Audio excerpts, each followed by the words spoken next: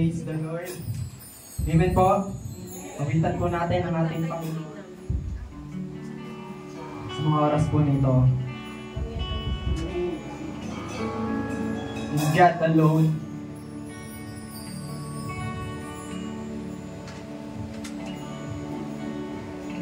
Sa Kanya natin iaalay, binibigay lahat ng awitin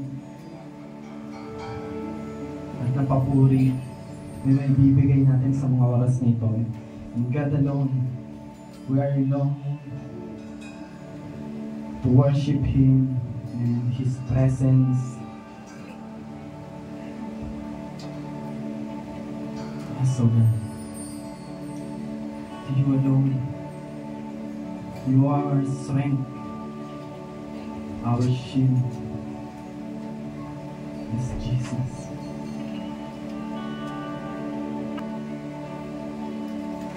Pawitin mo na. You alone, You're my strength, my shield.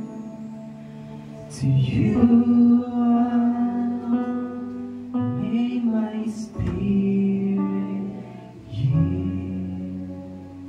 To You alone, You're my strength, my shield. To You alone, may my spirit yield. You alone are my heart's desire, and I long to worship You. As the deer panted for the water, so my soul longs after You. You alone are my heart's desire, and I long to worship You. You alone. You alone, You're my strength, my shield. To You alone, may my spirit yield. You alone are my heart's desire.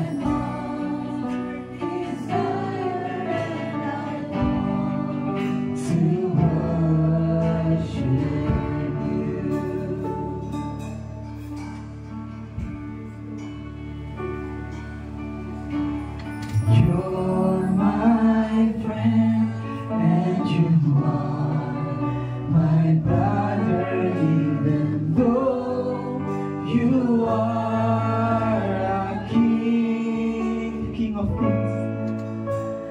I love You more than any other, so much more than You alone. You alone, You're my strength, my shield. You alone, may my spirit yield. You alone are my heart's desire, and I long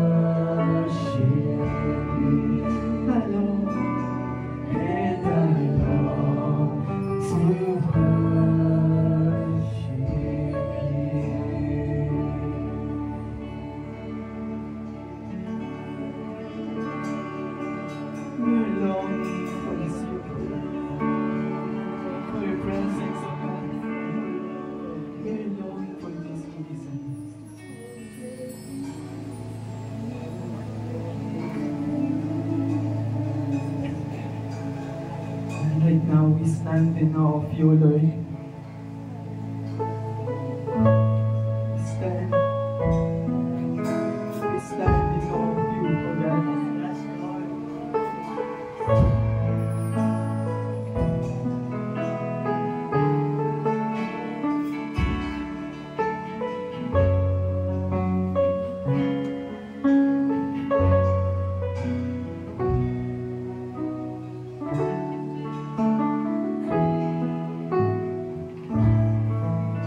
You are beautiful. You are beautiful beyond description. Too marvelous for words, too wonderful for comprehension. Like nothing ever seen or heard. Who can grasp your infinite wisdom? Who can fathom the depths of your love? You are beautiful beyond description. Majesty, your throne above. And I stand in awe of you. I stand in awe of you. Holy God, to all praise is due. I stand in awe of you.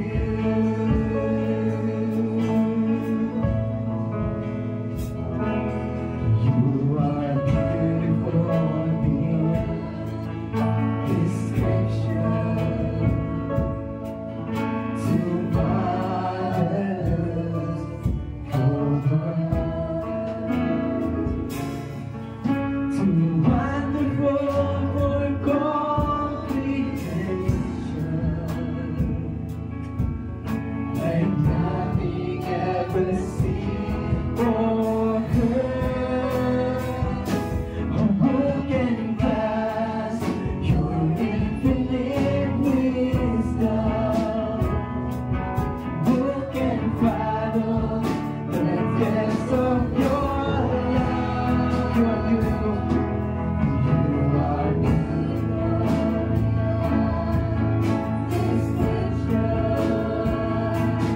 Majesty,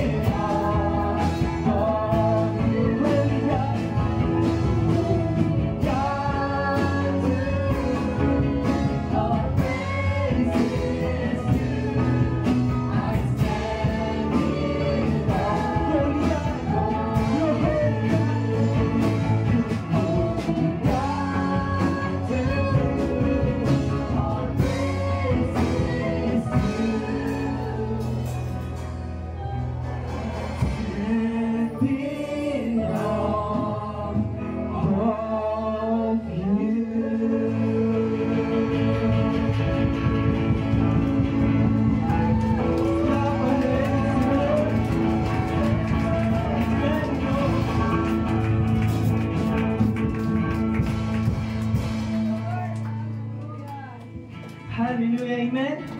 Amen. Yes, Jesus. Kami po ay nagagalak, Panginoon, na uwitan ka, na purihin ka, sambahin ka, Panginoon. Kaya sa mga oras po na ito, we will sing this song to you, Lord. Be blessed be your name, Panginoon, in our lives. Yes, Jesus.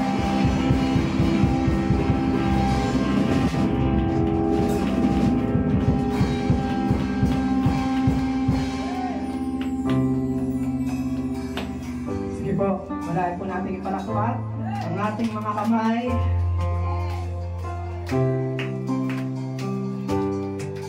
Awitin natin ang Panginoon.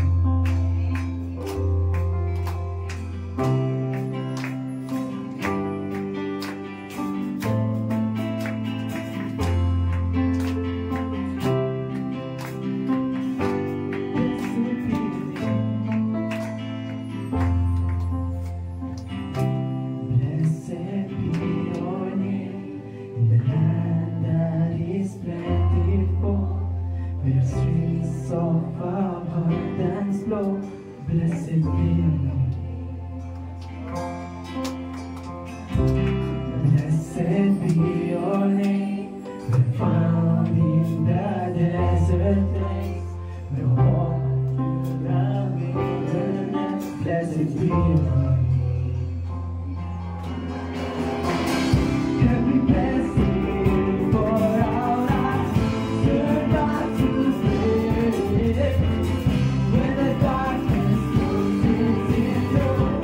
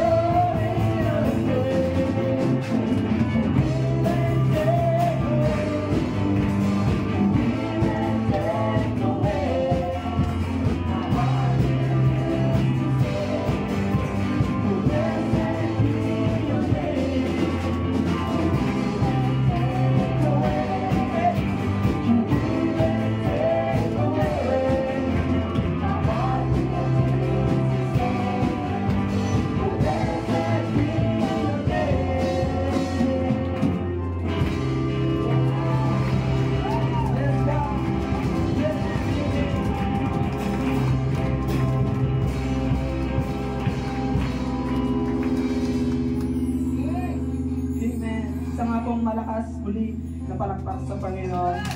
Aming tayo. Yes, Jesus. Isang mapagpalang umaga po sa ating lahat. Nabati po ba natin ang ating mga kapatid? Napakasarap po na magpuri sa Panginoon at the same time ay mas masarap po na sama-sama tayong umaawit. Sumasamba po sa Panginoon. Amen po ba?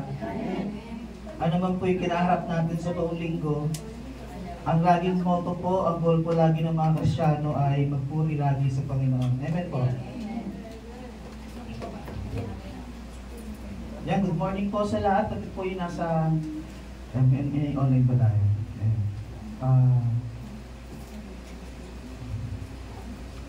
Kamusta po ang bawat isa? Kamustahin niyo naman po yung katabi niyo. Kamusta ka katabi?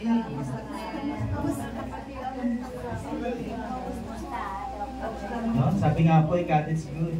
All the time.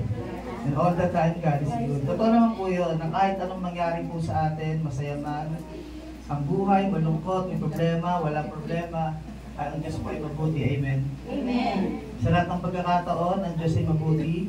Kaya kailangan po, sa lahat ng pagkakataon, Diyos ay nakapagpurihan. At ating alalahanin yung kanyang kabutihan sa ating mga buhay. Masaya ka man o malungkot, dapat lagi mong inaalala ang ating manilikha, yun ang likha po sa atin. Amen po? Ayan. So bago po tayo magsimula, tayo muli manalangin. Hingi po tayo ng pagsama sa Lord Espiritu Santo. Let's pray. Salamat po, Panginoon, sa pagkakataon na muli kami po ay makikinig ng iyong mga salita. Salamat po sa pagsama mo, Holy Spirit, sa aming pagsamba ngayong umaga. Ngayon po, binubuksan po namin ang aming mga puso na sa iyong mga salita, tagapin po namin ito ng maluwag sa aming kalooban na ito po ay magsilbing paalala po sa amin, magtuturo po sa aming buhay pananampalataya. At dalangin po namin na itong mensahe ibibigay niyo po sa amin ay maging aral po sa amin bilang isang mananampalataya. Lagi ko namin alalahanin bawat oras, bawat minuto na aming mga buhay. Pagpalain niyo po yung mga salita na aming tatanggapin. Sa iyo po ang papuri, pasalamat sa pangalan ni Jesus. Amen. Ayan. So ang title po ng mensahe po ng Panginoon ay pinamagatang Remember Me, Your God. So nakikita po natin ito sa mga ngaral, chapter 12, verse 1 to 14. So kung meron po kayong Bible, yan, buksan niyo po yung Bible po ninyo sa mga ngaral o sa English po, sa Ecclesiastes chapter 12, verse 1 to 14. So babasahin po natin ito mamaya. Meron po tayong 4 na pointers para po pag himay-himayin po ito. Ano po? Excited na po ba kayo? Yeah.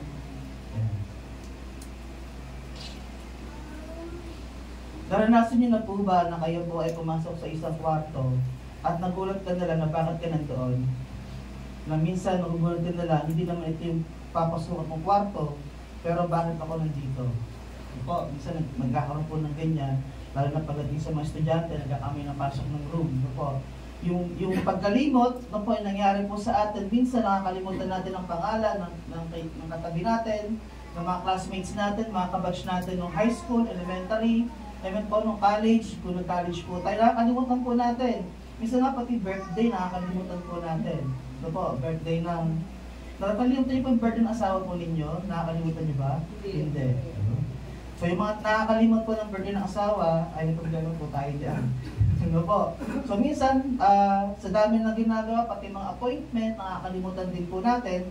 At yung mga mahalagang date na kailangan puntahan, atinan, ay minsan nakakalimutan po ng mga natin, mga ordinaryong tao. At marami din po sa atin ay malinaw pa yung ating memorya. Ayun po, kahit sila po ay may edad na, ang kanilang memorya ay matalas pa rin. Yan. Kahit lumipas na ang maraming taon, lumipas na ang maraming buwan, naalala pa rin niya. No? May utang sa kanya. Ako, ang nakakalungkot, ang mabilis makalimot, yung may utang. Ano po? At kung minsan ay ito na isa nilang awa ano po, yung mga kalimot na ganyan, ano po. So, pero marami naman sa atin ay may matatalas na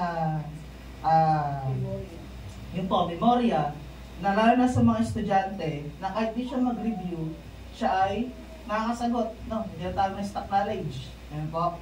Na kahit di siya mag-review sa bahay, pero pagdating sa school, ay tandaan niya yung mga napag-aralan, ng mga nakaraan pa. So, ito po yung regalo na binibigay po ng Diyos sa bawat isa sa atin. Yun nga lang, kapag tayo po ay tumatanda, ay nawawala na po tayo dun sa pagkakaroon ng matalas na memorya. Amen po. Kung minsan po dumarating yung sa katandaan ay yung Alzheimer. Amen po. Na nakakalimutan niya yung mga anak niya. No, ang alam niya sa mga anak niya ay kapatid, nanay. Kasi po meron po kami naging pasyente sa Malaysia, no, ako po yung caregiver. Yung anak niya, kilala niya bilang nanay niya. Po.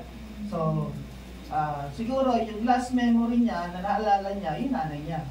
Bago po nawala yung memory niya doon sa mga nakapaligid sa kanya, kapag dumarating po yung kanyang anak, ang tawag po sa anak niya ay nanay. Po. Nanay. O, dementia, mga ganyan po. At minsan po ay biglang na lang siyang tumatakas, nakakawala sa gate. So, buti na lang po ay nakikita po namin, nahabol namin kung saan nagpunta. Ano po. So, meron naman po ay bata pa lang ay nagkakaroon na ng Alzheimer, pagkalimot. May isa nga pong artista, yung Gumarat na Tor, so po, siya po ay hindi na lumalabas ngayon sa pelikula, o bihira na lumabas sa pelikula, dahil nga siya ay sintomas ng Alzheimer. So, po. So, si Chris Hemsworth yata yun, parang ganun. No po. So, bata pa lang siya, siguro siya ay 50. So, meron na siyang senyales na sign ng Alzheimer. No po. So, meron po sa ating mga gano'n na maaga nagkakaroon ng memory niya ay mabilis mawala. Minsan naman po tayo ay madaling makaalala ng mga anniversaries, travel dates, mga sport games, o mga papanoorin, o mga kailangan alalahanin ay mabilis po tayo nakakatanda ng mga bagay-bagay. So ito po yung bigay po sa atin ng regalo sa atin bilang isang tao na magkaroon po tayo ng utak, ito po, ng pag-iisip, ng memory, na kung saan in-store po lahat ng mga information na ating po napagadaanan po sa araw-araw. Sa pag-aaral, ito po, na-stock po yung mga information sa ating mga utak, at higit sa lahat, yung sa danong Panginoon, na-stock din po sa ating mga utak papunta sa ating puso. Amen po ba? Sabi po dito, gaano nga ba kadalas nating naalala ang lumikha sa atin? Gaano mo kadalas talaga maalala na ang Diyos ang lumikha sa iyo? Tandaan po natin na tayo po nilikha ng Diyos. Ano po? So po tayo maniwala sa mga teorya ng science na tayo galing sa unggoy, o kaya sa mga atheists na wala talaga Diyos, na tayo singaw, parang gano'n. So po. So, gaano nga ba kadalas nating naalala ang lumikha sa atin? Sino ang naalala mo kapag malungkot ka? Sino ang naalala mo o anong ginagawa mo kapag gusto mong sumaya? O sino yung unang nilalapitan mo kapag malungkot ka? Amen po. O kaya, sino ang naalala mo kapag masaya ka? O kaya ang buhay? O kaya meron kang bigat na problema, o kaya kapag walang-wala ka na, talagang wala ka ng panggastos, wala ka ng pambayad sa mga bills, sino ang unang naalala natin kapag dumarating sa panahon na wala na tayong magdukot sa bulsa? Amen po. Kadalasan po si Lord nagiging option na lang. Kapag wala talagang malapitan, Lord, gano'n po akong malapitan, which is po mali. Kapag alam mo na ikaw ay wala ka na madukot sa bulsa, sa wallet natin, dapat unahin mo muna si Lord. At andayin natin yung kanyang, ibibigay niya sa atin na katugunan sa ating panalangin. So marami na rin po sa mga kapatiran po natin na dumaan po sa ganung kalagayan na nagugulat na lang sila na may dumadating. So ibig sabihin, hindi nila option si Lord. Sila ang priority. Amen po. So kapag kayo po ay nakakaranas ng kawalan, problema, malungkot ka man, dapat kung mong gagawing option, ang lumikha sa'yo. Kasi nung nilikha ka ng Diyos, hindi ka option. Ika'y planado. Amen. Sa sinapupunan pa lang nanay natin, hinubog na tayo. So, hindi ka option. Sabi mo sa katabi mo, hindi ka option. Ikaw ay pinili. Pinili na po tayo ng Panginoon kasi pupunan pa tayo. Nga lang, minsan, sa galaw ng mundo, ano po, ay marami nagsasabi, dapat na lang hindi niyo na ako binuhay. O, lalo po sa ibang bansa, ganun po, puso-puso itong abortion. Ay nila ng mga baby. Po, so, baby daw, hindi daw human being. Po, so maraming tatalo. So, marami ganoon na dapat di mo na ako binuhay nanay, ganyan. Kung ganito rin pala mangyari sa buhay ko. So, yung paglabas mo sa mundong ito ay hindi po basta-basta lang. Kundi may purpose kung bakit ikaw ay pinili ng Panginoon, kung bakit iniluwag ka ng nanay mo, ayan, kung bakit ang dami-dami nyo ngayon sa pamilya. So, hindi planado. Hindi po ito ay biyaya ng Panginoon sa atin yung buhay. Kaya gaano mo talaga kadalas naaalala ang lumikha sa atin. Amen. Sa tuwing okay lang ba ang buhay mo, saka wala siya maalala kapag masaya ka? Hindi, ba't parang baliktad? Kapag may problema ka lang ba, doon mo lang ba siya naaalala? Kapag masaya ka, okay lang. Amen po ba?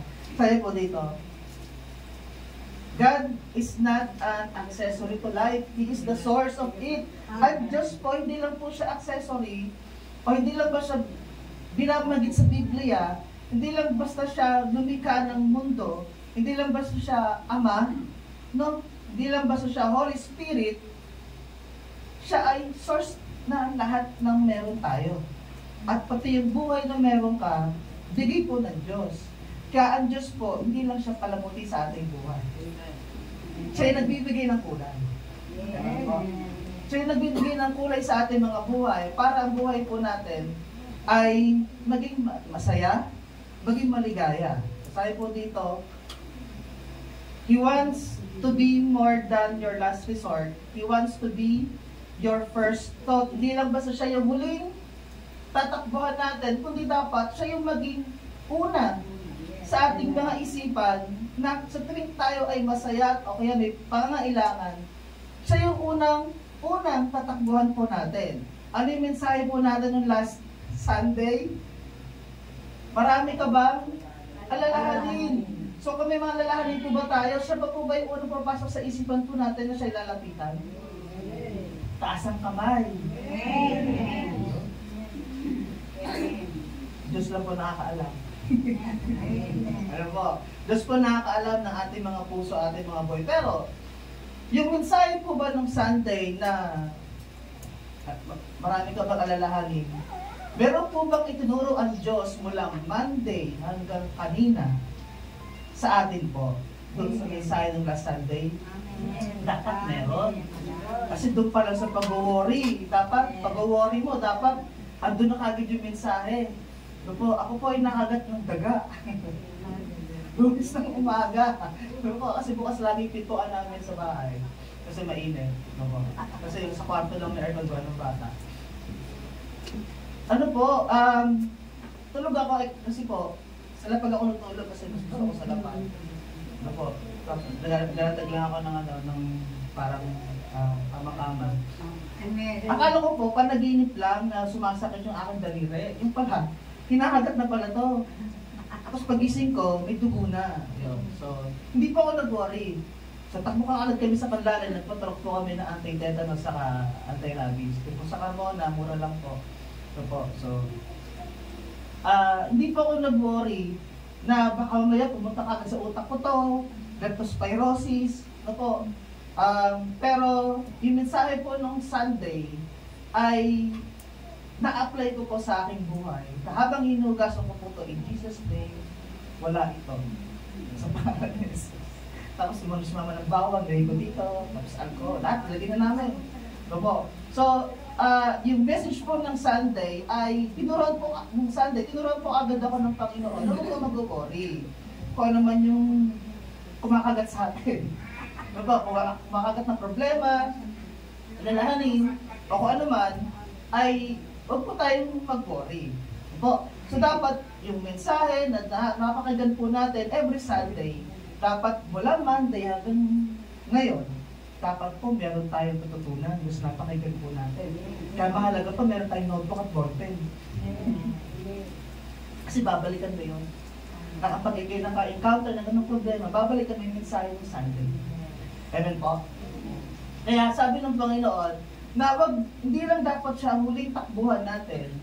Although huling takbuhan natin siya kapag tayo mamatay na, tama po? No, tama ba?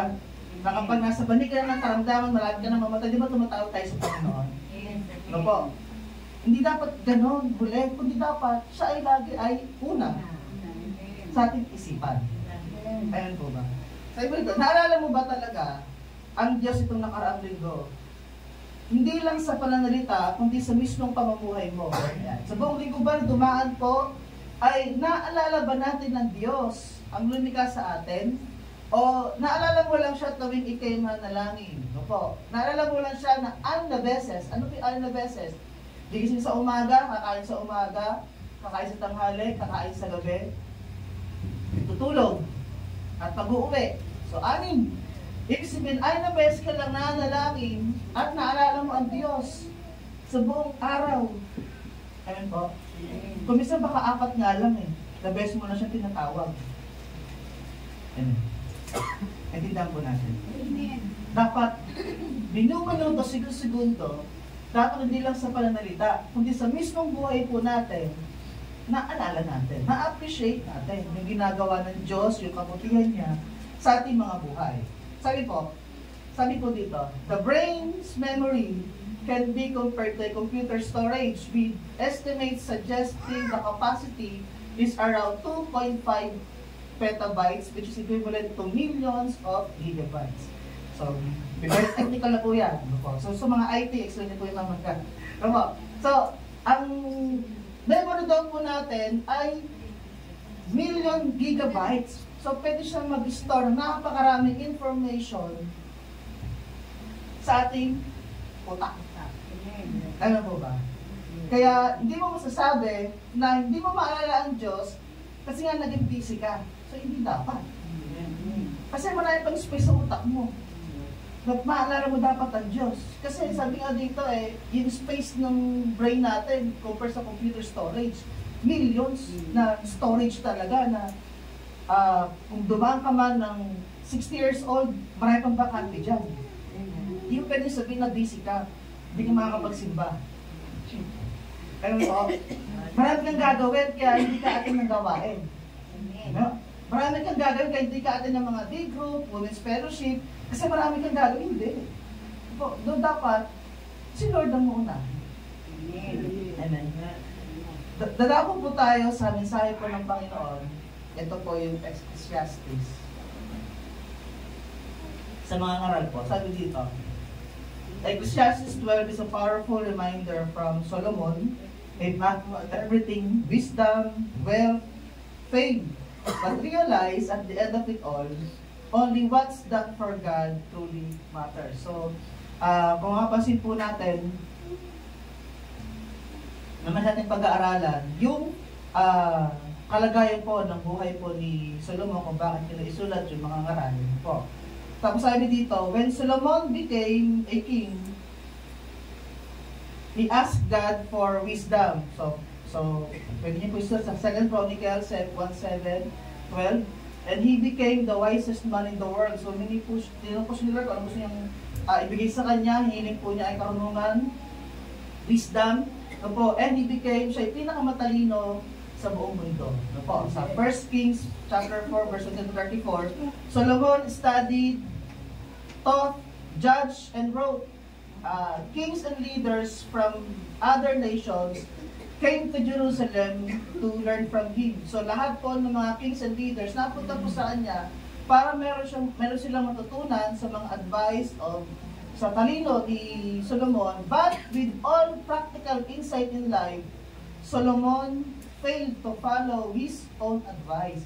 Nag-a-advise siya sa maraming bagay, pero siya ay nagkaroon ng failure. Hindi niya nasunod yung mga ina-advise niya. Di ba ganun din po tayo? Ang galing natin mag-advise, Pero pag dumating sa atin yung problema, hirap na hirap tayo. Pero ang galing mo mag-advise. Pero po, ang galing mo mag-advise sa pag-ibig, pero pagdating pala sa pag-ibig, talagang ka, ang galing mo mag-advise kapag si Lord lang kailangan natin. Kapatid, oo, mananahin ka lang, pero pag dumating sa'yo yung pagsubok, ikaw parang talunan. Amen po. So, ganun po yung nangyari kay Solomon, na sa lahat ng mga practical insight life niya, ay hindi niya nasunod. Yung kanyang mga ina-advise. Sabi dito, near the end of his life, Solomon looked back with an attitude of humility and repentance. He took stock of his life, hoping to spare his readers the bitterness of learning through personal experience that everything apart from God is empty. Kaya po, kung mabasahin po natin sa mga ngaral, chapter 1, verse 2, so umpisa pa lang sinasabi niya, walang kabuluhan, walang halaga ang lahat ng bagay. Kasi, na-experience niya lahat eh, talino, fame, lahat na ibinigay sa kanya ng Panginoon, nasa kanya na lahat. Pero, nung dinalikan niya yung kanyang buhay, ito'y pala'y walang halaga. Meaningless. Kapag ang isang tao, nasa iyo na ang lahat, talino, pera, magandang buhay, pero kung ikaw ay apart, malayo sa Panginoon, ito ay empty at walang kabuluhan. Kaya kung babasahin niyo po yung mga ngaral, nakikita niyo po dito yung kanyang personal na buhay na sinulat niya na ang daming nangyari sa kanyang buhay, pero sa katapusan pala, kung babalikan niya, ito ay walang kabuluhan lahat. Ayan po. Kaya nga, itong mga ngaral po ay hinati po sa 4 na tema. Wala po dyan. Solomon's personal experience, general observation, practical counsel, and sa pinakahuli, sa chapter 9 at chapter 12, makikita po natin yung kanyang final conclusion sa buhay po ng tao. Amen. So, basahin na po natin ang mga ngaral, chapter 12, verse 1 to 14. So, kung may Bible po kayo, sundan nyo na lang po yun nasa ating monitor. Ayan, mga ngaral, chapter 12. Sabi po dito, alalahanin mo ang iyong manilikha sa panahon ng iyong kabataan, bago dumating ang mga araw na taon na puno ng kaguluhan, panoong hindi mo na madama ang tamis ng buhay. Alalahanin mo ang bagay bago makubli ang sikat ng araw, bago magdilim ang buwan at mga bituin, bago ka matabunan ng makapal at madaling na ulap. Sa unang talata po, from verse 1 hanggang verse 6, ay nakikita po natin dito yung stages po ng pagtanda ng tao. Lahat po ba dito, tayo niniwala na tayo tatanda? Amen po. Iba maputi lang ang buhok pero hindi pa matanda yan. So sabi sa unang binasa natin, alalahanin mo manilika sa panayong kabataan. Sa pano, hindi lang po ito para sa mga kabataan, kundi para sa lahat. Alalahanin mo ang iyong manilikha habang ikay malakas pa, naghininga, nakakalakad. No po, at sabi, alalahanin mo ang Diyos bago magkubli ang sikat ng araw. Sa English po, maganda yan para sa mga kabataan. Sabi po sa English, sa New Living Translation, don't let the excitement of youth, kasi mga kabataan, ang mga youth, excited po yan na mag-explore. No po, sa mundo, dati po ba excited kayo mag-explore ng mga kabataan pa kayo? O kabataan pa lang kayo nagkatrabaho na? Di ba ganun po yung panahon ng mga nanay po natin? Imbis sila ay maglaro, magbaliw, sila ay tatrabaho na para sa pamilya. Po. So sa panahon natin ngayon, sa generation ngayon, ay mas swerte. Kaya sabi dito ng mga ngaral sa mga kabataan, don't let the excitement of youth cause you to forget your Creator. So sobrang excited ng mga kabataan na mag-explore ngayong panahon na to, nakakalimutan nila yung Creator. Amen. Maaga nag-aasawa. Okay lang mag-asawa kasi nanay nga maaga nag-asawa. Mas bata pa sa akin. May ganong pangat nila ng mga kabataan, lalo pa nag-rebelde. Nanay ko 16 eh, ako 18. Yan po. Kaya, ako po, may kaklase po ako ng college. Nag-usap-usap sila kung ano yung magiging ano nila sa college. Sabi nung mga babae pa yung nakakwentuhan ng mga lalaki na kaklase ko ng college sa TESDA. Sabi nila, gusto kong mag-college kasi gusto kong i-explore yung aking kabataan. Kaya marami ko sila naging boyfriend. Opo. So, sabi nga, don't let the excitement forget your Creator. Opo. Dako po tayo sa chapter 3. Sabi po, alalahanin mo siya bago humina ang iyong katawan. Bago manghina ang iyong mga bisig, bago mawalan lakas ang iyong mga tuhod. Opo, ito yung papunta na po tayo sa katandaan. O kaya, kung ikaw may sakit. Alalahanin mo siya bago magbumi ang iyong mga ngipin. Tignan mo nga yung katabi niyo po, kung meron pa mga ngipin yan. Ayan. Basta, regalo na lang po talaga kapag matanda ka na bupa ang ngipin mo. Inom ka lagi ng gatas, calcium. Po. Bago lumabang yung mga mata, alalahanin mo nga siya bago dumating ang panahon na sarado na ang mga pintuan at tumigil ang tunog ng gilingan. Bago dumating ang panahon na madali ka magising sa himig ng mga ibon o ang tunog ng awitin ay tuluyan ng tumigil. So nakikita po natin yung stages ng pagtanda ng isang tao. Next, sa 5. Alalahanin mo siya bago dumating ang panahon, katatakutan mong umakyat sa mataas na lugar. Bago dumating ang panahon, di ka na makalakad na mag-isa. Ito po yung kasi po kapag, di ba, life begins at 40. Amen? No? So kapag ikay tumatanda na wala ka ng gana sa ibang mga bagay. Yung dati mo pinagkakabalahan ngayon para wala ka ng gana. No? Yung gusto mo laging gumala, umalis, magsaya. Pero habang ikay tumatanda, ay nawalan ka ng gana sa mga ganung bagay. No, gusto mo na lang sa tumba-tumba. Diba? Diba? Gusto mo na lang mamahinga. Ano po? Kasi tumatanda ka na, napapagod ka na. Ano po? Bago pumuti yung buhok at lipasan ng pagganasang sumipit sa minamahal, alalahanin ng Diyos. Amen? Darating ang araw na tayo pupunta sa huli nating hantungan at maraming tatangis sa lansangan. Ito, ibig sabihin ng tatangis sa lansangan, ito po yung mga namamatay araw-araw sa mga kalsada. Amen po, na bawat araw may patay. No? So ito po yung sinasabi po dito na sa huli ating hantong at marami ang tatangis sa lansangan, yung mga nakikipaglibing. Darating ang araw na malagot ang tanikalang pilak, dadala sa ilawang ginto, babagsak ito at madudurog. Darating din ang araw na malalagot ang tali ng timba at tiba bagsak at masisira. Ibig sabihin ng malalagot ang tali, ibig sabihin rumurupok, sobrang katandaan, sobrang katagalan. Amen po? O kaya kinakalawang na. Yan. At 7, alalahanin mo siya bago mo nang balik sa alabok ang ating katawang lupa at ang ating hininga ay nagbalik sa Diyos na may bigay nito. Po, kapag tayo namatay, ang ating katawan babalik sa lupa at ang espiritu na meron tayo, yung breath of life, yung hininga ng Diyos. Po, kasi nung nilikha si Adan, siya ay hiningahan, no? ng Diyos nung siya ay dinubog sa lupa. Putik. Opo. Kaya yung espiritu ay babalik sa Diyos. Yung hininga po natin, yung breath of life, ay babalik sa Diyos. Sabi sa 8, napakawalang kabuluhan. Lahat ay napakawalang kabuluhan, sabi ng mga ngaral. Amen po. Lahat ng nalalaman ng mga ngaral ay tinuro niya sa mga tao. Pinag-aralan niya mabuti ang mga kasabihan at sinuro ito totoo. Pinipili niya ang mga salitang magdudulot ng kasiyahan at isinusulat ang katotohanan. 11. Ang mga salita ng matalino ay matulis sa tulad ng tungkol na pantaboy ng kawan, tulad ng matulis na pakong nakabaon, pagkat buhat sa tanging pastol nating lahat. Anak ko, mag-ingat ka sa mga bagay na wala rito.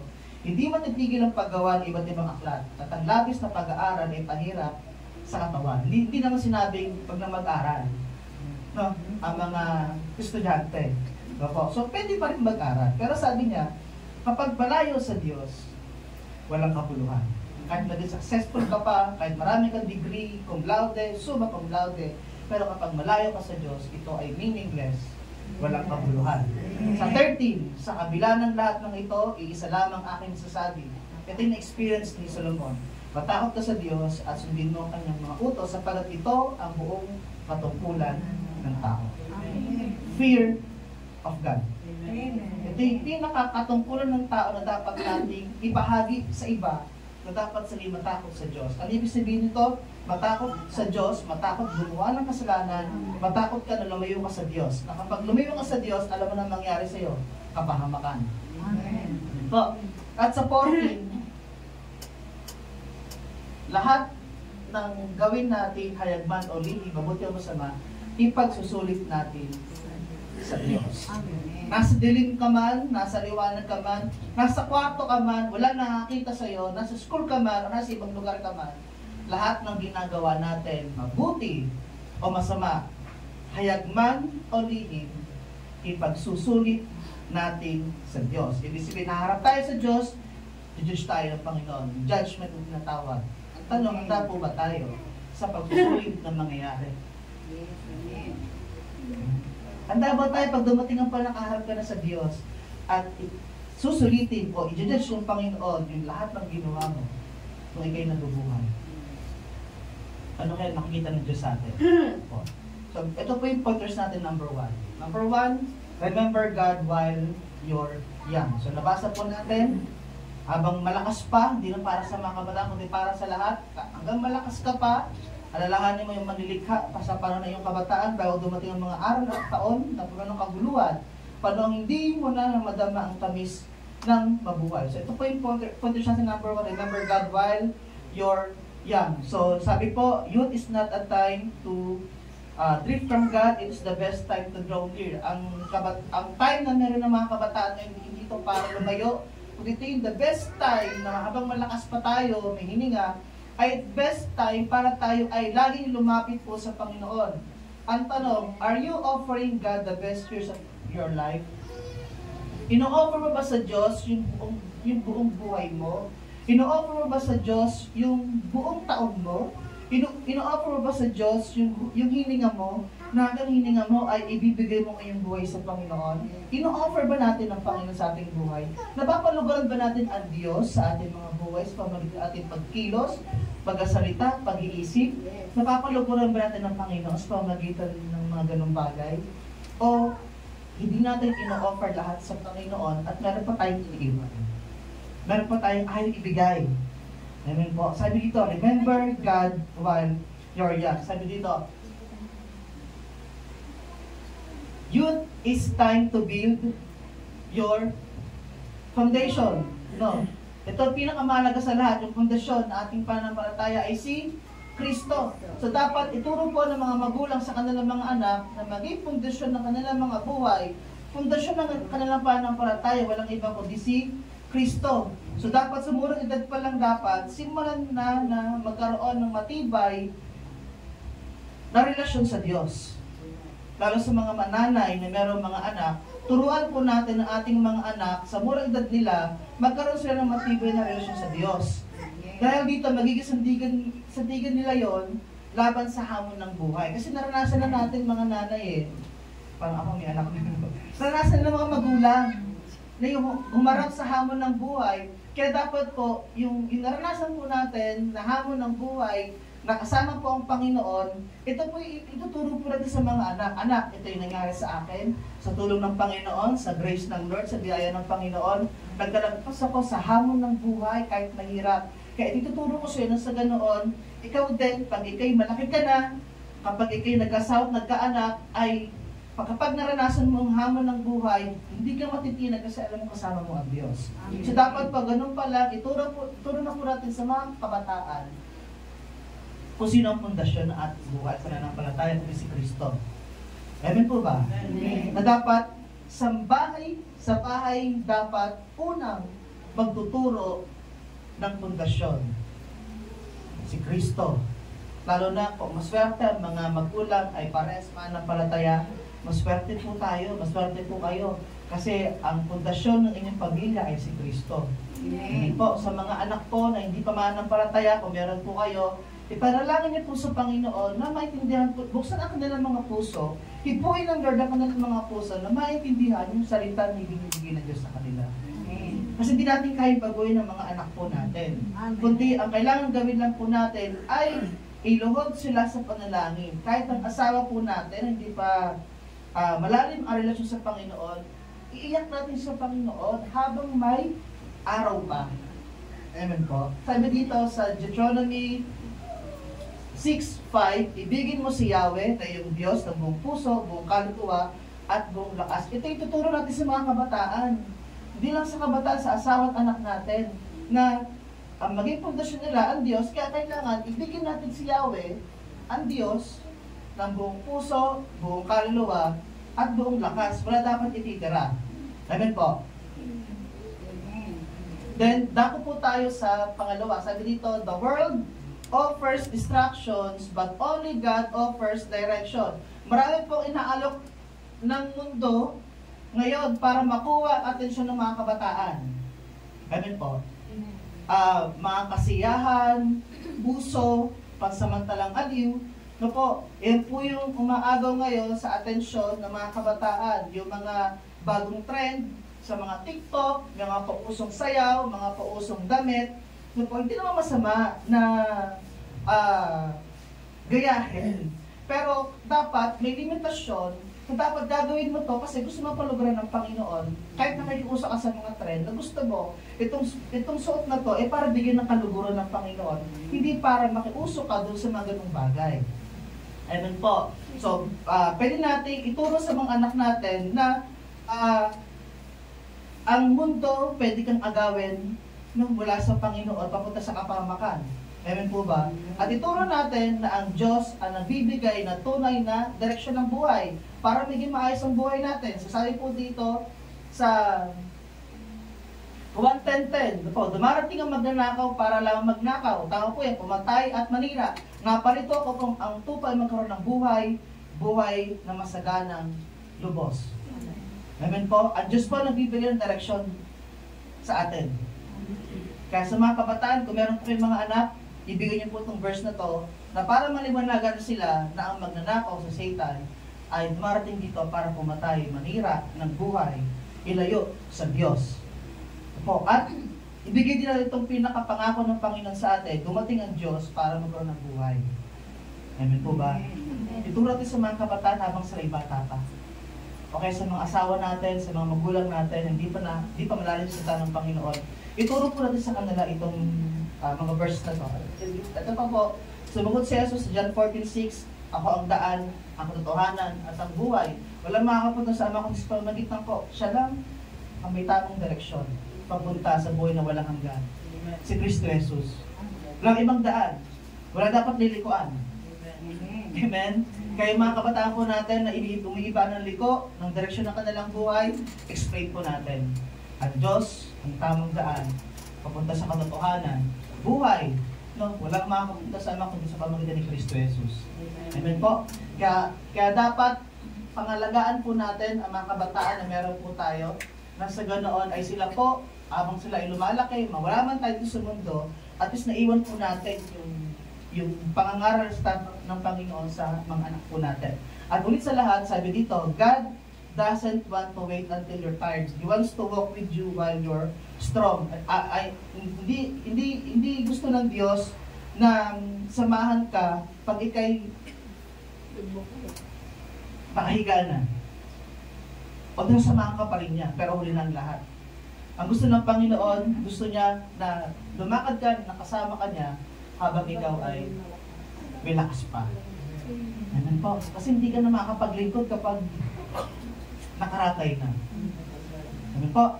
Sabi, give Him your energy, your dreams, time, your life, your will, your plans, and your future. Ibigay mo sa Diyos lahat ng meron ka.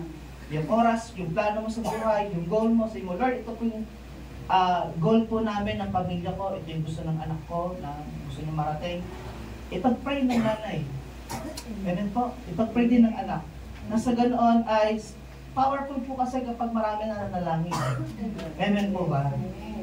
Kaya sabi po dito sa Psalms 119, 105, your word is a lamp for my feet and a light on my path.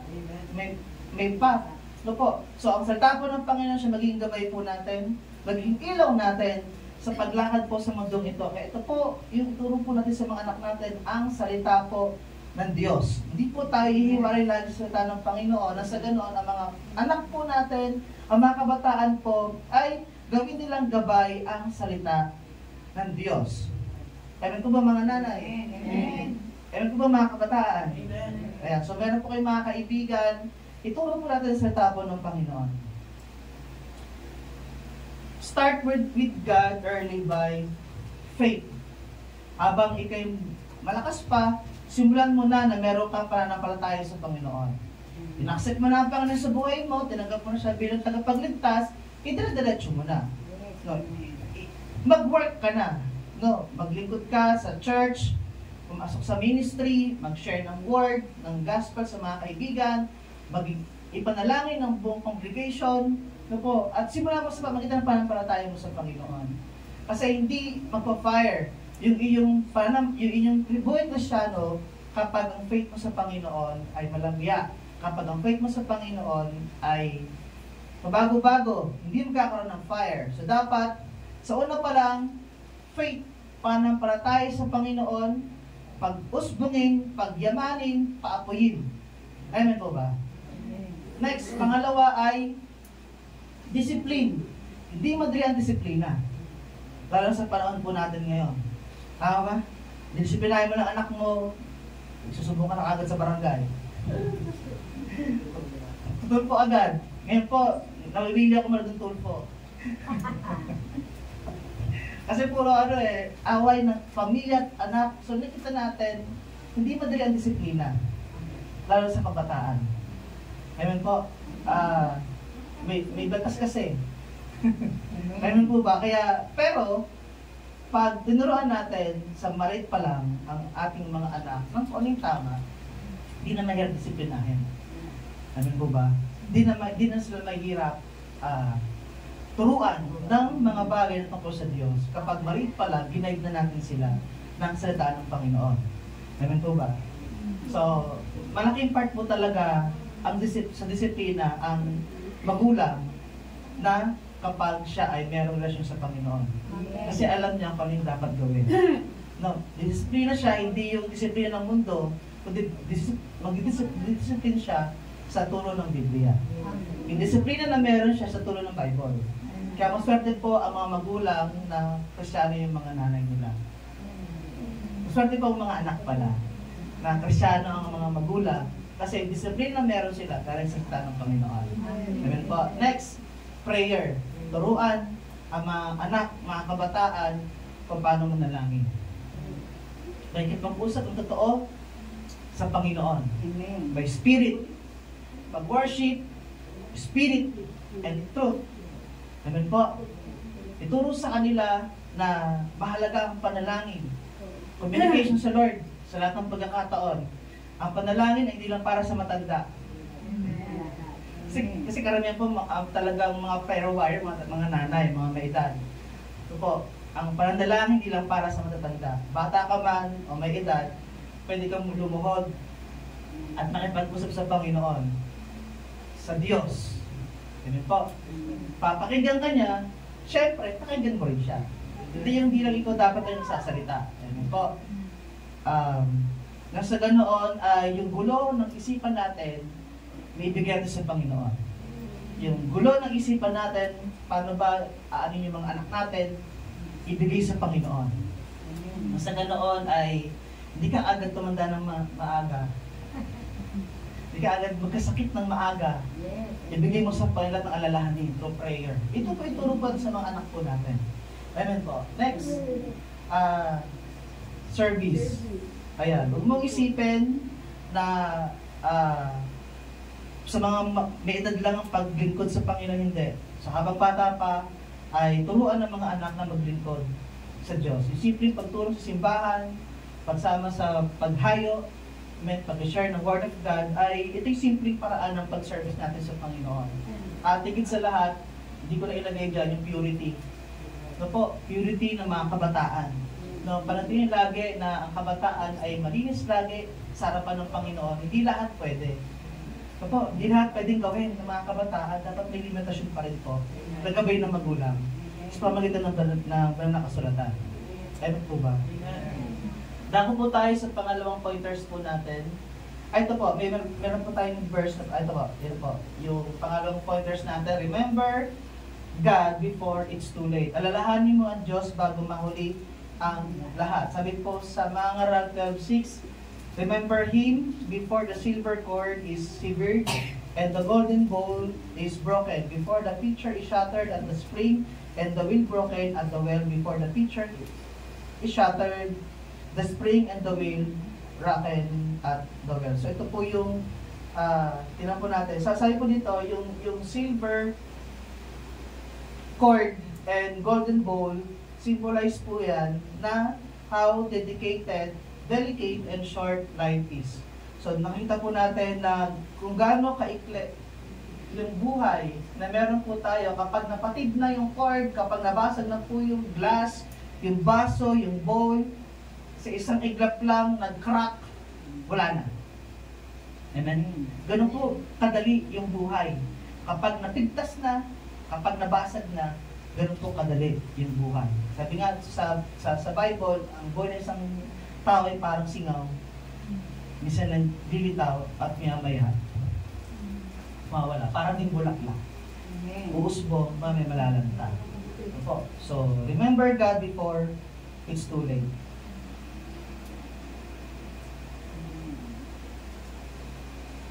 May picture po ako dito. Ayun picture po. Silver cord and golden bowl. So, pag naputol yung silver na cord and golden bowl, ay parang buhay po yan, na ang buhay ay may clay. Amen?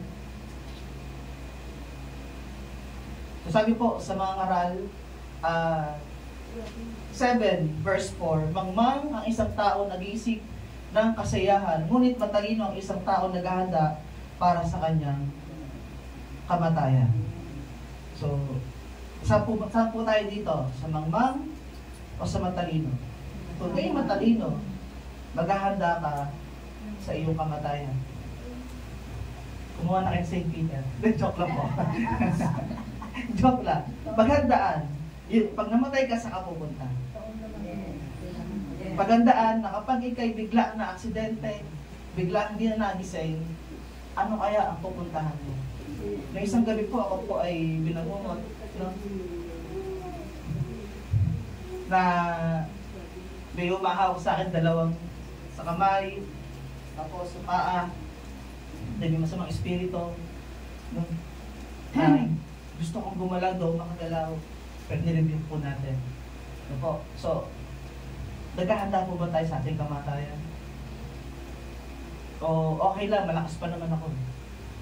Amen. Hinahanda mo ba na ikaw ay mamayang gabi mawala na? Kung paglabas mo dito, may mabagsakan ka, bigla ka na lang nabagsakan, o kaya paghikap mo pa lang, biglang may pumutok sa loob-looban at ikay namatay. Nakahanda po ba tayo? Dapat katulad po tayo isang matalino na naghahanda sa kanyang kamatayan. Amen po. Sa pangalawa, there is no wisdom in waiting until the final moments. The best time to seek God is now. Huwag ka na mag-antay. Ano po naman nangyayari sa iyo? The best time to seek God, ang pinakamagandang panahon, oras, na lumapit sa Panginoon ay ngayon. Hindi po bukas na lang, busy pa ako eh. Susunod na araw na lang, busy pa ako eh. While you still have breath, strength, and time, the best time na lumapit sa Panginoon ay ngayon. Amen po. So ito po yung ituro po natin sa ating asawa, sa ating mga anak.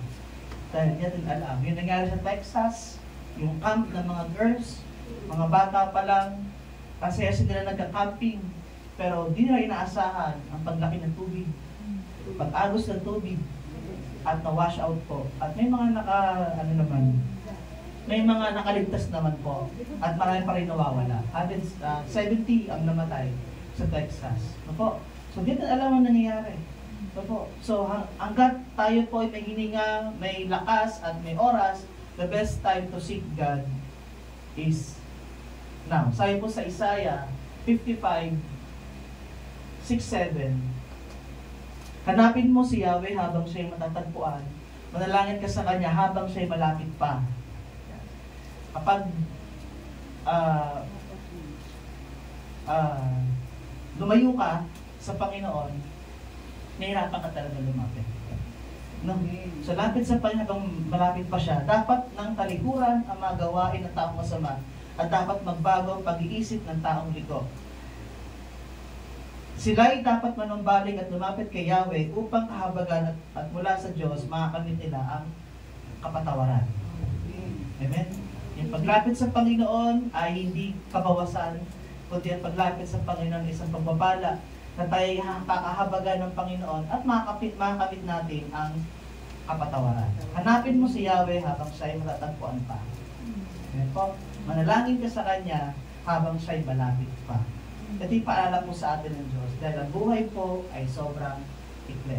Then sa pangatlo po ng pointers po natin dito, honoring God early gives meaning to your days and peace in your later years. Habang maaga pa, i-honor mo ang Diyos sa iyong buhay, magkakaroon ka ito ng kapayapaan po sa iyong buhay at magkakaroon ito ng kahulugan. Yung purpose mo sa buhay kung bakit ka nandito, kapag habang maaga pa ay no-honor mo ang Diyos, bibigyan ka niya ng maraming revelation, no? Bibigyan niya sa iyong purpose mo kung bakit ka nandito at magkakaroon ka ng kapayapaan. Ito yung titingnan mo at babalikan mo yung mga nakaraang buhay mo, sabihin mo, o nga no, ang bait ni Lord sa aking buhay.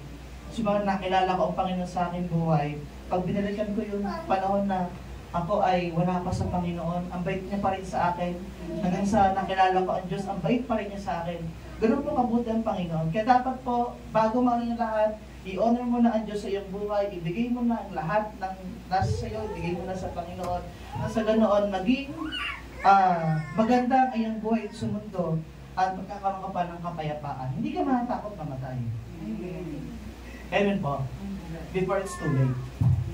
Ang mga Kristyano, dapat di takot na maaksidente, hindi takot maputol, kung ano man mapuputol, ang ulo, ang kamay, hindi dapat takot ng mga Kristyano.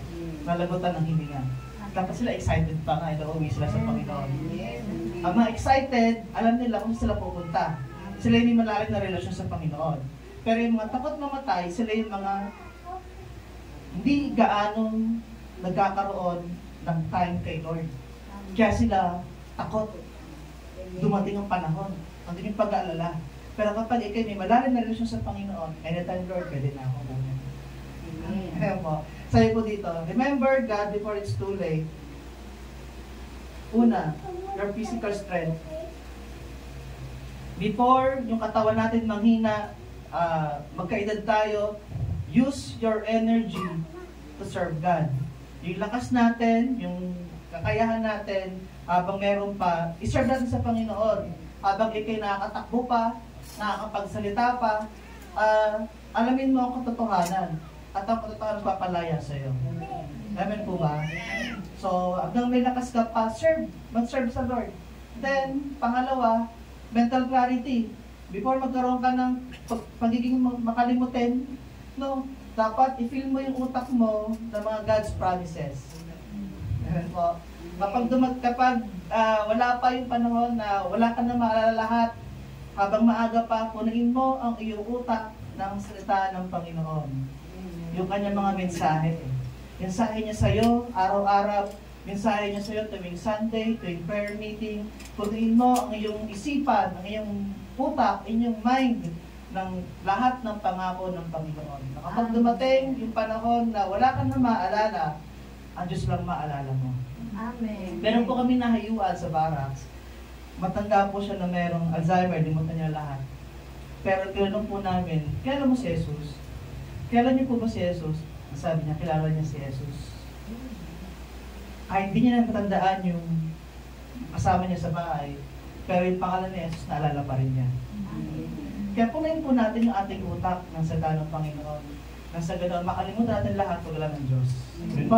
Then, opportunities. Pag merong marami pang opportunities, bukas ang pintuan na ikaw ay magkaroon ng relasyon sa Panginoon, go.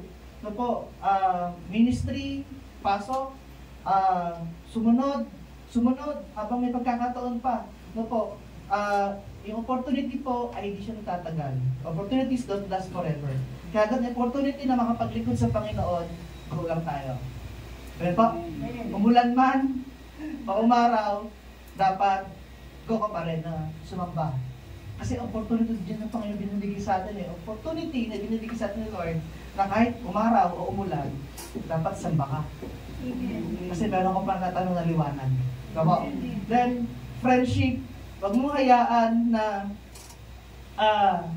yung mga kaibigan natin ay hindi natin mabigyan ng warning, no? Hindi natin ipasa yung salita ng Panginoon sa kanila.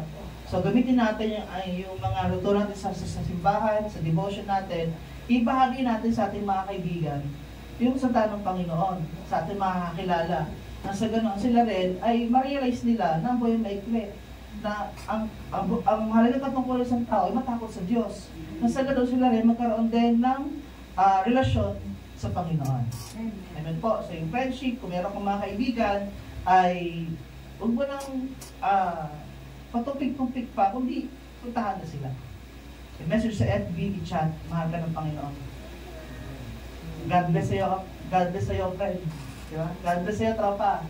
God bless sa'yo, Mare, mahal ka ni Lord. Nag-chat ba tayo sa mga kumare natin? Mahal ka ni Lord. O sa mga kapatiran lang natin.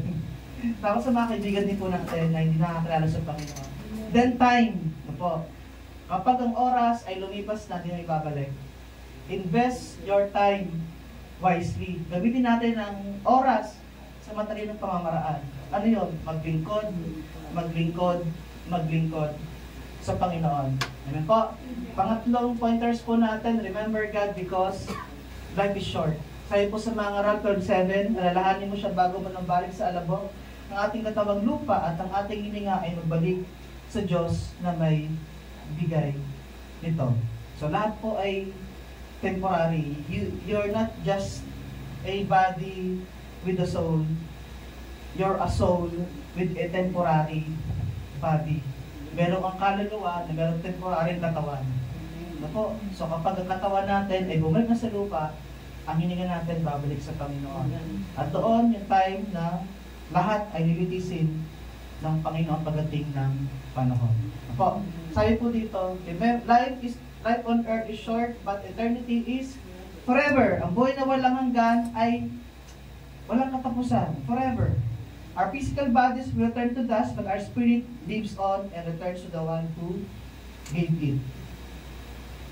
Sabi po sa mga Rad 3:20, isa ang kauwian, lahat ay buot sa alabok, at sa alabok din uuwi. Kaya kahit bagong ligo ka, kiskisin mo yung balat mo, pero pilalabas ng mga biting-biting. No? Kasi nga tayo sa alabok. Ngayon po, kahit anong good mo sa katawan mo, ilalabas pa rin ng mga meron po dyan. Kasi galing tayo sa alabok. Po, hindi tayo galing sa unggoy. Ngayon po, galing tayo sa alabok. Ginawa tayong kawangis. Image of God. The image of God, meron tayong mind.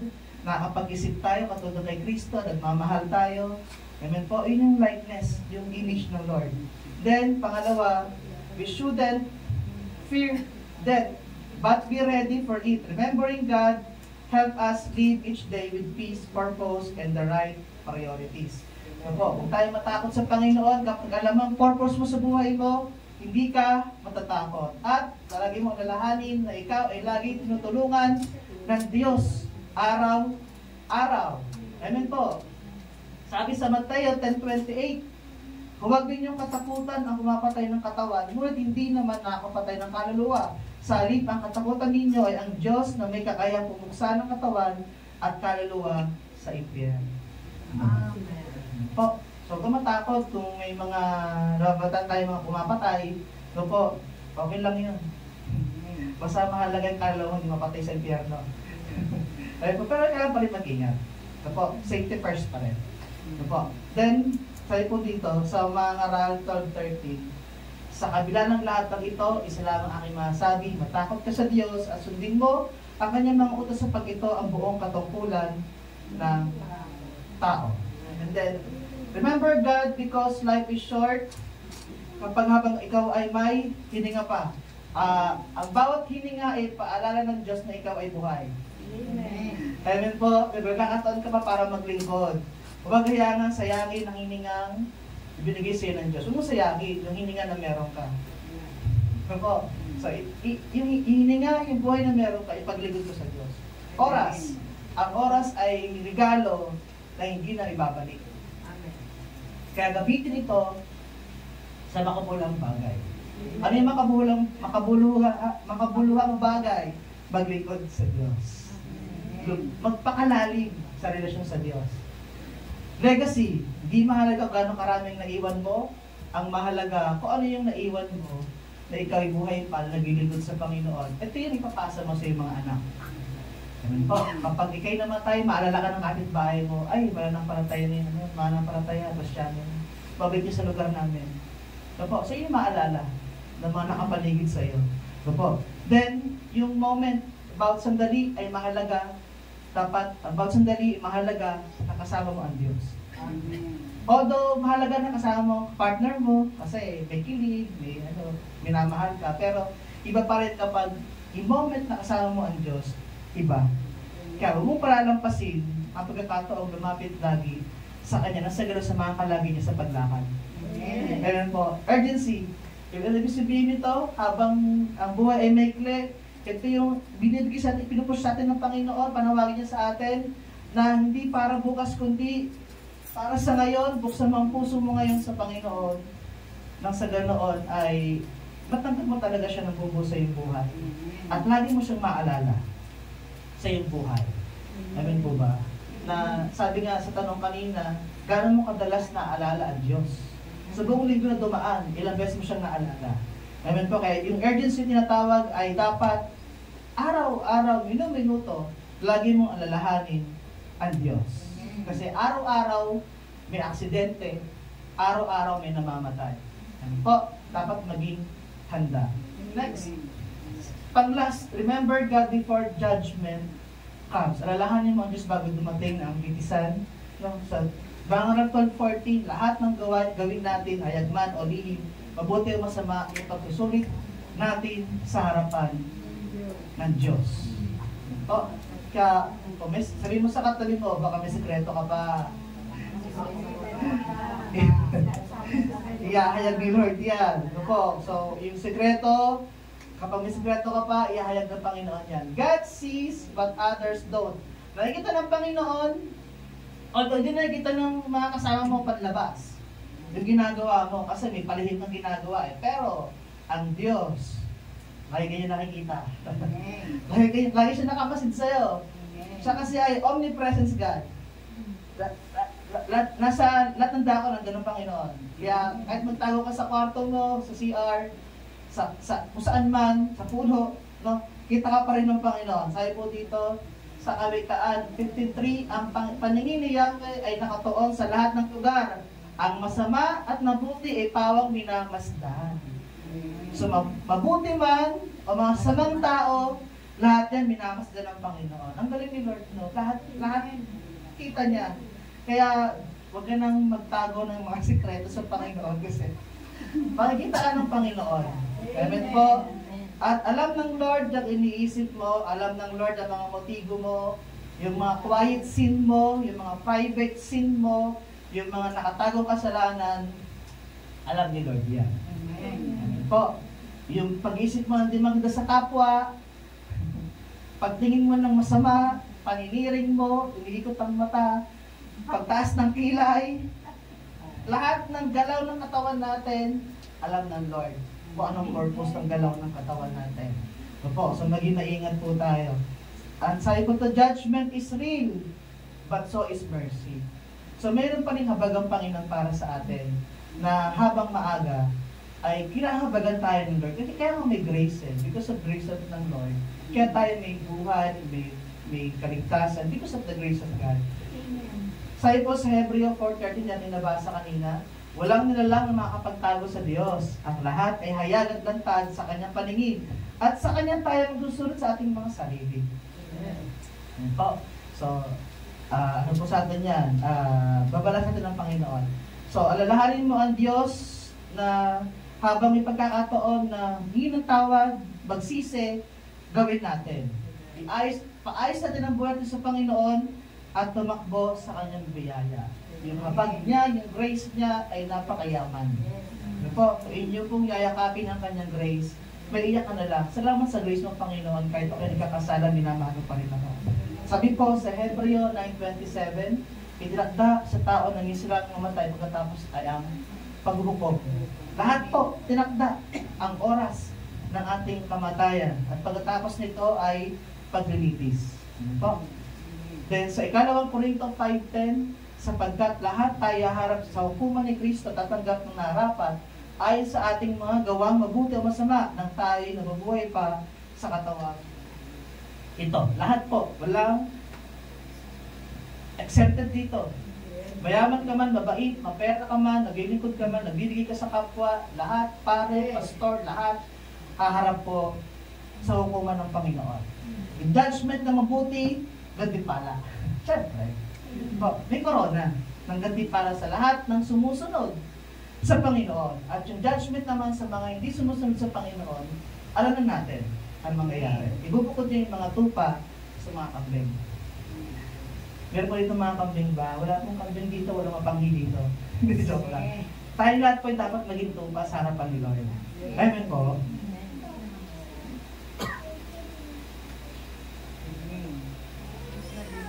Sabi po dito sa pahayag, chapter 20, verse 12 to 15, nakita ko nakatayo sa harap ng trono ang mga namatay, maging dakilat hamak at binuksan ang mga aklat. Binuksan ang isa pang aklat, ang aklat ng buhay. Tinatulan ang mga patay ayon sa kanilang ginawa, batay sila sulat sa mga aklat. Iniluwa ng dagat ang mga patay na naroon, iniluwa din ng kamatayan ang daigdig ng mga patay, ang mga patay nasa kanila. Hinatulan ang lahat ayon sa kanilang mga ginawa. So 14. Pagkatapos ay tinapon din sa lawa ng apoy ang kamatayan at ang daigdig ng mga patay. Ang lawa ng apoy ang pangalawang kamatayan. Ang sino mang hindi nakasulat ang pangalan sa aklat ng buhay ay itinapon sa lawa ng apoy. Kapag ang pangalan po natin ay wala sa aklat ng buhay, ano na po ang mangyayari po sa atin? Tapon po tayo sa lawa ng apoy. So make sure na lagi mong ipanalangin sa Panginoon. Panginoon, isulit po ang aking pangalan sa aklat ng buhay. Nang sa ganoon, pag ako po namatay, ano po yung pangalan ko nakalista? Pag-attendance check, di ba? O Pedro, yeah. Ano yung pangalan natin? At papasok tayo, come, ye faithful servant. Pasok ka, lagi matapat ka sa akin. Amen po? And then, panghuli, your choices today echo in eternity. Kung ano yung choices mo ngayon, mag-matter yan sa buhay na walang hanggan. Ang pinili mo ngayon, sa buhay mo ngayon, ay maglingkod sa Diyos, ang naging resulta niyan, buhay na walang hanggan. Kapag ang pinili mo ngayon, ay ikaw ay ayaw talagang sumunod sa Panginoon, gumagawa ka pa rin ng mali, mag-matter yan pagdating ng buhay na walang hanggan. So, ang Diyos ang nakakaalam kung saan tayo pupunta. Amen po. Kaya huwag tayo mag-judge kapag may namatay na isang tao. Amen po. Baka malay natin bago siya namatay, ibinigay niya ang kanyang buhay sa Panginoon. Amen po. So, lahat ng mga namamatay, ang Diyos lang po nakakaalam. Pero, siyempre, sa ating mga mananampalataya, habang alam mo ang katotohanan, huwag mong hayaan na bago ka malabutan ng hininga, doon ka palang galapit. Amen po. Sabi po dito sa Matthew 4, 24 to 44.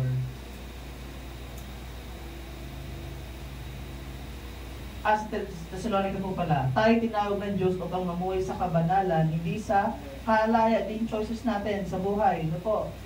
Dapat tayo ay laging mamuhay ng kabanalan sa harapan ng Panginoon. And then, sa Matthew 24:44, kaya't lagi maging handa sa pagdarating anak ng tao sa oras na hindi nyo inaasahan. Darating po ang Panginoong Yesus sa oras na hindi inaasahan. Maaaring bukas, mamaya, susunod na araw, wala nakakaalam. Kaya dapat ang lahat ng mananampalataya maging handa lagi sa pagbalik ng Panginoon. Tayo po dito, remember God before judgment comes, motives. No? Dapat hindi lang gawa isinusuri ng Diyos, kundi itasyon ng puso po natin. Sikreto, walang lihim na may itago sa Panginoon. Integrity, katapatan mo sa Panginoon. Amen po. Yung pagiging mananampalataya mo, yung integridad mo, hindi dapat yan mawawala sa iyo. Consequence, lahat ng ginagawa natin ngayon, may consequence na mangyayari. Mamuhay tayo na nakakalugod lagi sa harapan ng Panginoon para yung consequence, hindi natin maranasan. Eternity. Ang buhay sa mundo nito ay pansamantala. pero kaluluwa natin na patutunguhan, walang hanggan. Po, kaya mamili po tayo. Sabihin ng message natin, remember me, your God. Kaya yung nabasa po natin sa Ecclesiastes 12, mabasa natin puro lagi, alalahanin. Remember me, alalahanin. Kasi ito po yung kailangan natin gawin. At higit sa lahat, ang buong katungkulan ng tao, matakot sa Diyos. Alalahanin mo lagi ang kabutihan ng Panginoon sa iyong buhay, nang sa ganoon, araw-araw mo siyang maaalala. Amen po. Ilagay natin sa ating isipan yung lahat ng kanyang mga pangako bago tayo mawalan ng alaala. Amen po. Tayo manalangin na pasalamat sa Panginoon. Magpasalamat po tayo ngayong umaga sa Panginoon sa kanyang kabutihan sa atin, sa kanyang mensahe, sa kanyang pagtuturo, sa kanyang pag-ibig na walang hanggan, na tayo ay binibigyan lagi niya ng paalala na laging lumapit sa kanya habang may panahon. Let's pray. Salamat po, Panginoon, ngayong umaga sa pagkakataon na kami po ay nakapakinig ng mga salita. Pag napatawad po kung kami po ay nakakaligtaan po namin na ikaw'y alalahanin sa isang buong araw. Minsan po, 2 beses lang kami nakakaalala sa iyo. Hindi na tayo pangalan mo. Patawad po. Na-realize po namin ngayong umaga na dapat po pala alalahanin ka namin araw-araw. At punuin namin ang aming isipan, ang aming mga utak ng pangako mo, ng kabutihan mo sa aming mga buhay. Habang nanalangin po tayo, pakinggan po natin ang awit ng pasalamat na ito, ang awit ng pananalangin. Katayin po natin ito. At habang ikinanalangin namin mo ang pag-ibig ng Panginoon, harap ka ng Lord, hindi pa wala lahat. Kung ano yung gusto mong sabihin sa Panginoon, ilapit ng pamilya, mga anak, asawa, ilapit mo sa Panginoon, kahit araw-araw mo siya nilalapit, ilapit mo pa rin lagi sa Panginoon. At hayaan mo yung kanyang kabutihan, ang kanyang grace, ang siyang yumakap sa iyo at sa buong pamilya mo. Tayo manalangin. Walang hanggan ang iyong biyaya, buong buhay. Hawak mo sa iyong kamay, mula sa aking pagmulan hanggang sa pag-ibig, aawitin ko ang kabutihan ng Diyos.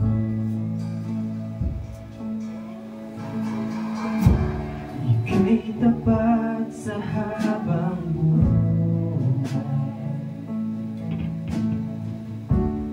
ika'y mabuting mapakailanman, hanggat ako ay nabubuhay,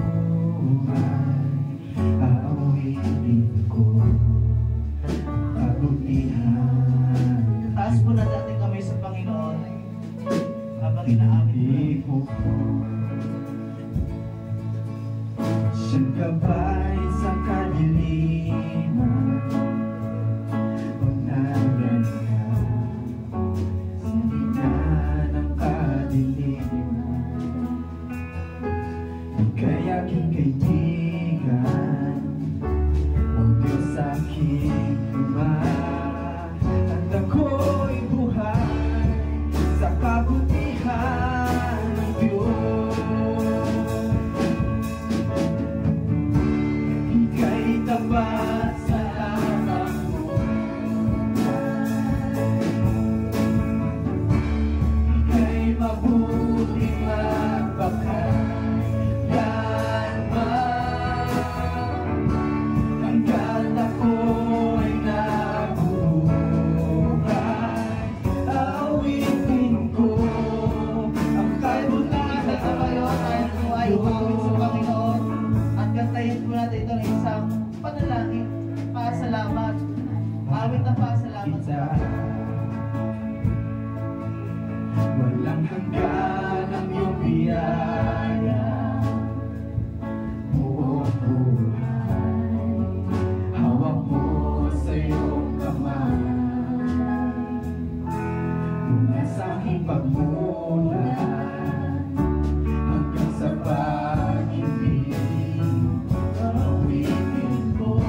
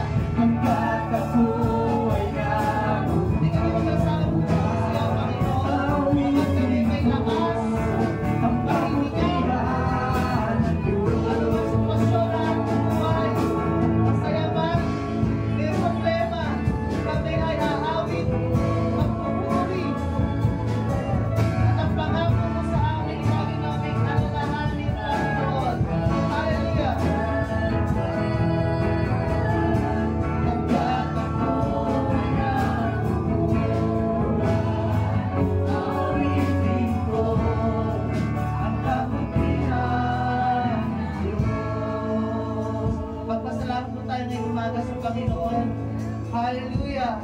Salamat po, Panginoon, sa iyong pagmamahal. Salamat po, O Diyos, sa iyong pag-ibig na hindi nagbabago. Salamat po sa iyong awa, sa iyong gabay, sa iyong biyaya, sa iyong habag, na kung bakit kami ngayon may hininga dahil sa iyo, Panginoon. Dahil meron ka pang layunin sa bawat isa po sa amin. Napakabuti mo, Panginoon.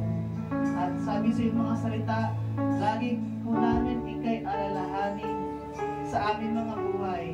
Habang po kami may oras pa, may pagkakataon, may lakas, kami po ay maglilingkod sa iyo, Panginoon. Samahan po kami sa aming journey, sa aming buhay pananampalataya. Maraming haharang po sa amin, maraming lalapit sa amin para kami ay mahina. Hingi po kami ng lakas, ikaw po ang kalakasan po namin, Panginoon.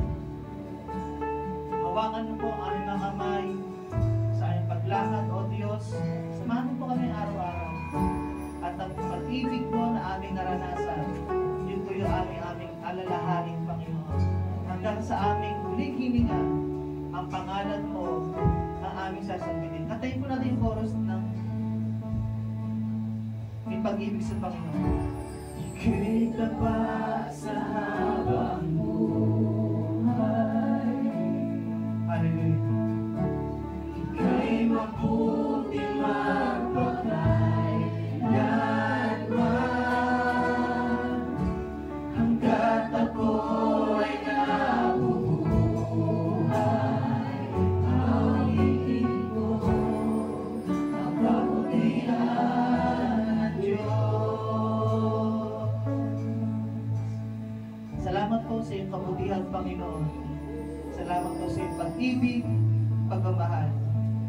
Bahay ko po namin alalahanin. Sa iyo po namin ipinagkakatiwala ang aming mga buhay, ang buhay ng aming pamilya, ang buhay ng aming pastor, pastora Jack, Pastor Momod, ang buhay po ng bawat pamilya ng CLCC, ang mga magulang, mga kabataan. Sinalangin po namin sila sa iyo. Idinudulog po namin sa iyo ang pamilya po ng CLCC. Kami po ay sama-sama maglilingkod. Makakain po namin ang mga lalamig makabalik sa iyo, Panginoon. Salamat po, bilhin niyo po kami ng puso ng mga panalanginin. Lagi kayo manalangin, Panginoon. Pag-pray ang CLCC family. Salamat po sa pag-ibig po sa ating lahat. Sa iyo po namin ipinagpapasalamat ang lahat ng biyaya sa pangalan ni Jesus. Amen. Palapakan po natin ang Diyos na buhay.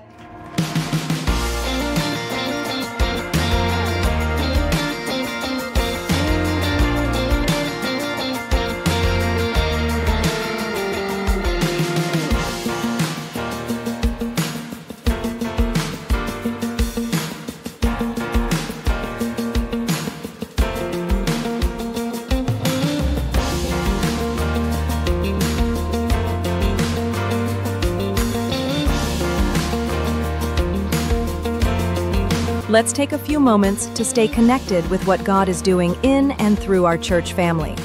Please tune in to these important announcements, opportunities to grow, serve, and fellowship together. Join us for morning devotion every Monday to Saturday from 5 a.m. to 7 a.m. live on our CLCC Facebook group. Come early, come expectant, and begin your day with the Word, worship, and a fresh encounter with the Lord. Let's grow together in faith, one morning at a time. We also invite you to a special time of seeking God together. Join us every Friday night from 7 p.m. to 8:30 p.m. for our prayer and Thanksgiving gathering.